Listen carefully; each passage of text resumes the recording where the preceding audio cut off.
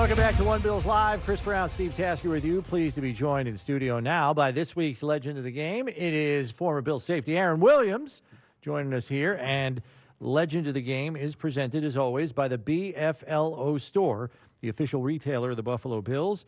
You can download and visit the Bills app and enter for a chance to win a $250 BFLO Store gift card and a signed Aaron Williams football.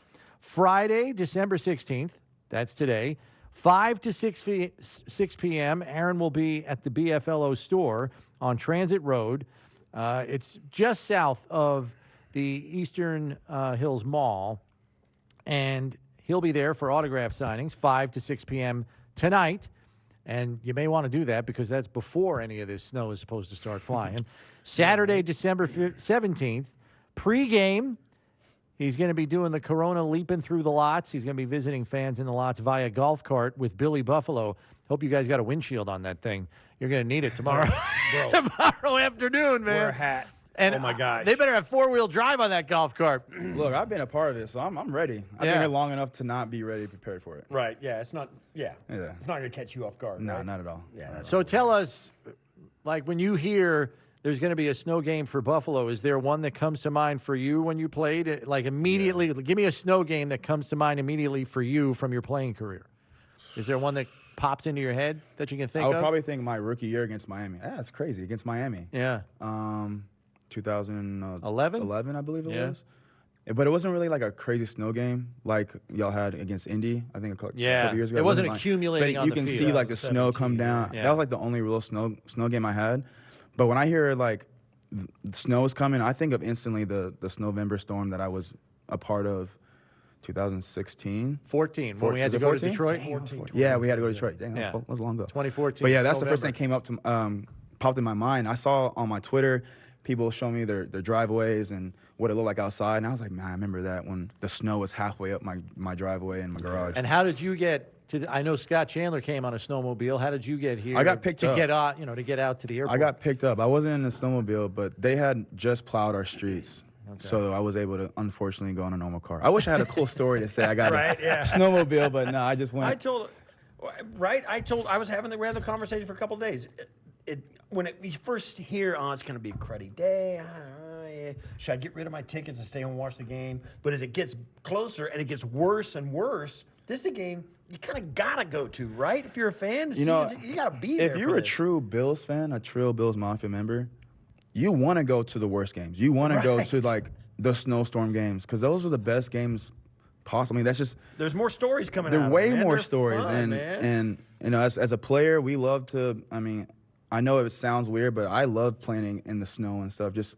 It's in our territory. We're in our backyard, so a little advantage. It's almost a badge of honor, I think, for Bills fans, just to say, hey, I was there. I was at that game. Right. I stood out in that for 3.5 hours and watched that thing, and it was awesome, every last minute of it. What do you make of this Bills team and the way they have kind of kept on keeping on with all the injuries they have had this year? I realize every team has injuries. Nobody's going to feel sorry for the Bills. But now they're finally getting a little bit healthier here, particularly on the defensive side of the ball. Just weathering that storm through the course of a season and still winning football games. I mean, honestly, can we just give a round of applause for our GM, Money Bean? Like, he's done a great job. He's allowed this team to not only be the strength as the starters, but the backups and the backups. Like, we are a real deep roster.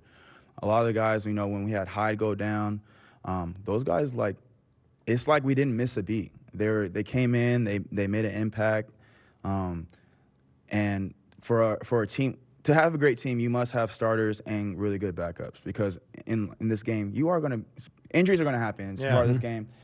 It's about the guy that's named being called. How can he fill in that spot? And unless I'm wrong, I haven't felt like the guys that are not starters that came in that they missed a beat. I feel like they on the flow, making plays.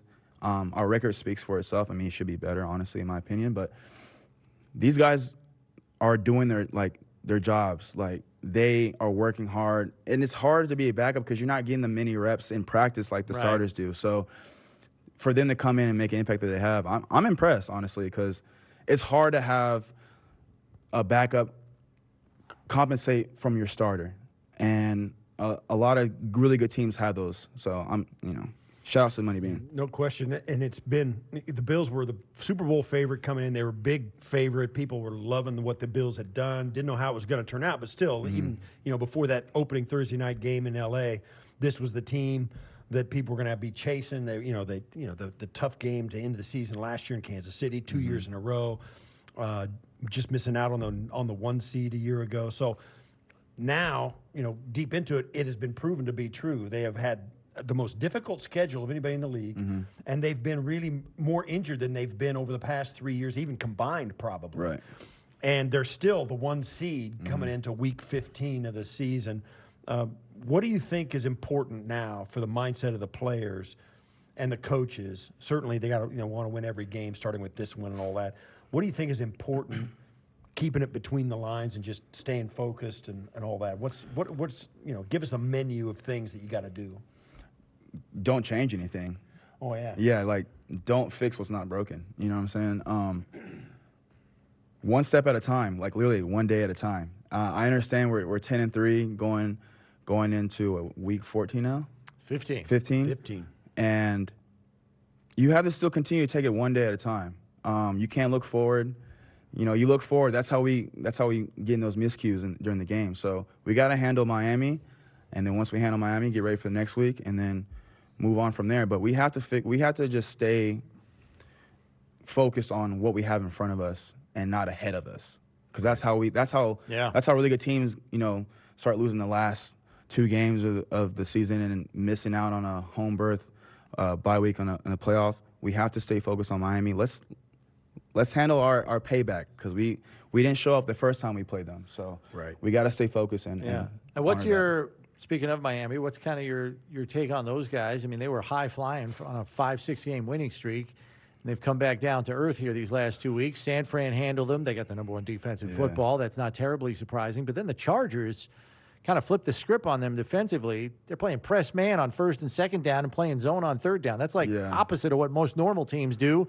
They're dropping a middle linebacker into a single high safety look and bringing the safeties up in the middle of the field. It was they had two of all sorts of crossed up last week. I'm not gonna lie though, Miami has definitely surprised me this year. I didn't expect them to have the success that they're having this year, but Tua's reeling and dealing, especially after his injury. I'll say this too. I give a lot of credit to Mike McDaniel for how he's handled schemed it up. Schemed it up and captured the emotion of the locker room to get it pointed in the right direction. Because there was some turmoil, it seemed, in Miami about, was Tua going to be good enough? Was he good enough? And McDaniel handled it really well.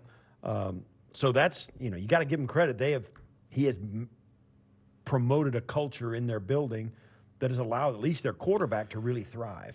And a lot of people 12 months ago didn't think that would happen. For sure. And, playing against Miami, I haven't really seen the culture the way it is as far as like in the Miami locker room, the way it is for them now. Yeah.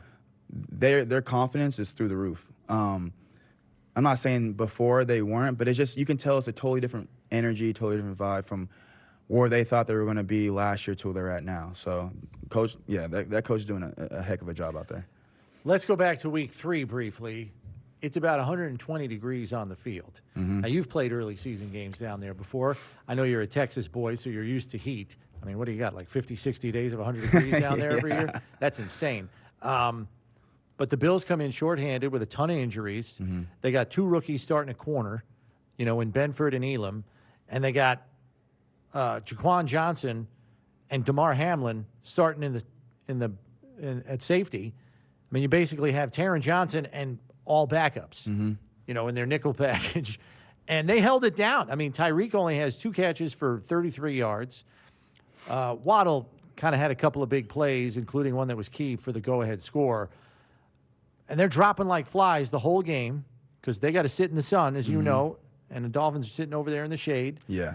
I mean, the team literally had to try to beat the Dolphins and the Heat in the same game.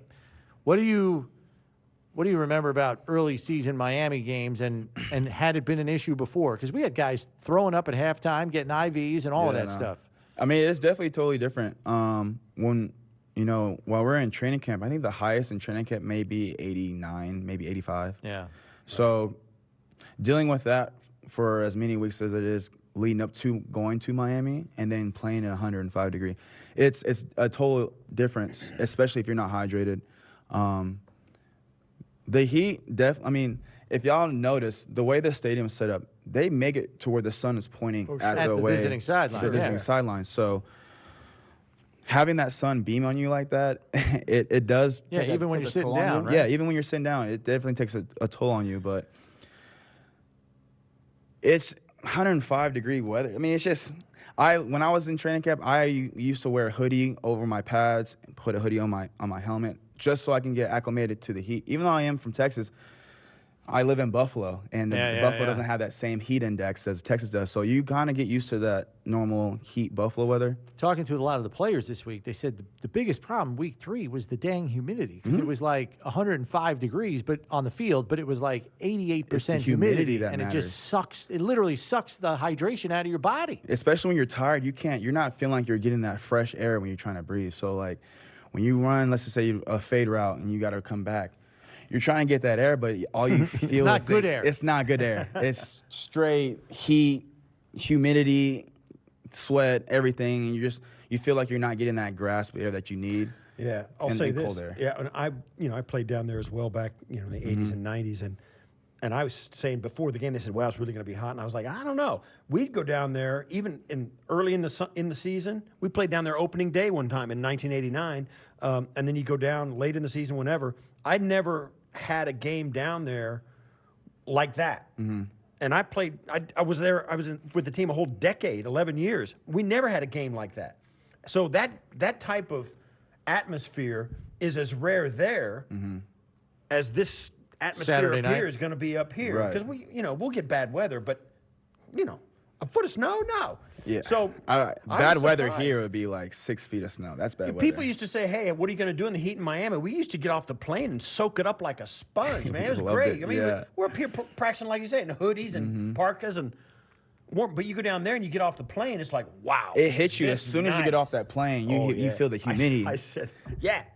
I said the same thing about them getting off the plane here today. Oh yeah, There's a they're slap. definitely gonna feel that. Oh, it's smack you in the face. That skin gonna come off that bone. I'm telling you that. when that wind comes in, that wind chill, it My hits point different. was, I kind of poo-pooed the heat thing in the run-up to that Week 3 game, but I was proven completely wrong, because I never done it. I've been there 10 years. We never had a game like that. Yeah. That was a bad game. Yeah. That was a really rough All right, game. so tell us, Aaron, because Bills fans always want to know, like, what are you up to? And you're back home in Texas and kind of just doing your thing. Yeah, I mean, I'm doing what I wasn't able to do beforehand. I'm traveling a lot. I just got back from Colombia a few weeks ago. Oh, cool. Mentoring high school, college, and some professional athletes. Developing an app/website with my dad, helping high school athletes get a chance to get scholarships. Okay. And we all know that 5-4 stars get all the publicity and stuff. So we're trying to get those kids who are dark horses, those 2, 3, 1 stars that are really, really good athletes, but don't have the attention around them that others do. So doing that, real estate, just trying to keep busy. It's this whole retired life is different. I have a lot of time on my hands, and I don't have a set schedule, so every day is something's new. But I'm enjoying it. I'm loving it. I have no complaints about it whatsoever. Because your whole family's down there, right? Whole Everybody's home. family. Everybody's in Everybody. Texas. Everybody's That's in awesome. Texas, Nice. so- I tell people, when I retired from the league, they always say, "Wow, what do you think about retirement? How's it going?" I was like, "I recommend it." Yeah, absolutely. I wake up and just be like, hey, what do I want to do today? It's awesome, but at the same time, it's a yin and yang. It gets old after a while. Yeah, you got to have something. You got to have something to do. After a while, waking up and not knowing what to do gets old and boring, and you feel confused and you don't know what's going on. So Well, it's good. You got a lot of irons in the fire. That's good, man. Absolutely, Good for you. for Good sure. luck with all of that. Thank you. And if you're going to the game, be on the lookout for this guy. come say what's up. Number 23. You will know be, what's crazy is a lot of people, when I go to the games, a lot of people will stare at me. They'll be like, and then I'll look at them and be like, is that Aaron? Yeah. You guys, come holler at me. Come I'm a say human hello. being. Like, Well, I think that you find that in Buffalo, like me being from the New York metropolitan area, people are not shy down there. Not They'll at all. bum rush a professional athlete in a second and not even think about it. Here, I tend to think that Buffalonians are a little bit more respectful of your personal space. you know, they know you're a busy person. They know you're probably approached a lot. And so I think there's this respectful distance that fans keep. But I love that. Aaron's inviting it. I love so the respect. If you see but him, come say what's up. if you see him, come say hi. I'm He is with gonna the be, people. They're the game. Yeah, I'm at the Yeah. game, so it's like you expect to be it's part approached. of the deal. Yeah, you for sign sure. up for it. It's fun, and it'll be great. And by the way, you're going to be at the BFLO Store again. We're going to. Yeah, I'm gonna read it all here. Have you been in that place? I have, yeah. I love that was place. there. I think last year I had a sign. That has there. quickly become one of my aside from the store here on the property where actually I get an employee discount. The BFLO Store is awesome. It is. There's a lot of I love that stuff. variety You of get stuff that you never get to see anyplace Yeah. else. It's pretty cool. So Aaron will be at the BFLO store on Transit Road, 5 to 6 p.m. tonight for free autograph signings. And then on Saturday, if you are coming out to the game and tailgating, keep an eye out for him. He's going to be in the tailgate lots, cruising around in a golf cart, provided that thing's got four-wheel drive. I hope it can handle the snow. So look for Aaron and Billy Buffalo. They'll be cruising around, trying to say hi to some people, and then obviously he'll be getting you all amped up right before kickoff. Bring the Aaron, energy. thanks for popping in. Hey, Great thank to you guys see for you. having me.